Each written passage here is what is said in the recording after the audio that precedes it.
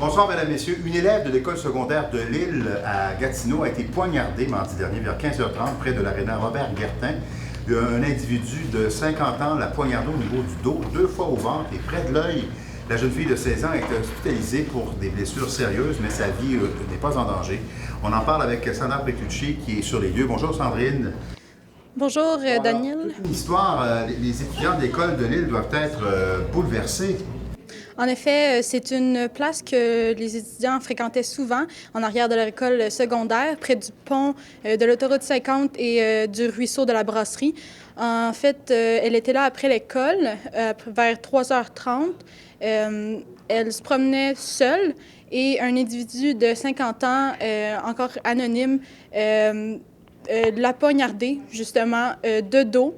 Ensuite, elle s'est probablement retournée et 2 fois au ventre, proche de l'œil aussi.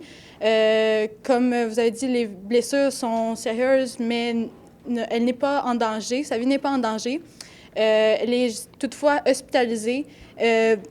En fait, c'est vraiment une agression par hasard. C'était pas choisi. L'individu a vraiment attaqué cette étudiante qui était seule. C'est certain que c'est vraiment un endroit qui est un peu plus mis en doute maintenant. Mais justement, qu'est-ce que la Ville entend faire comme démarche pour assurer la sécurité de ce secteur-là? En fait, la présidente de la commission scolaire des portages de l'Outaouais, Joanne Légaré, pense discuter avec le maire Maxime Pedneau-Jevin sur la sécurité des lieux.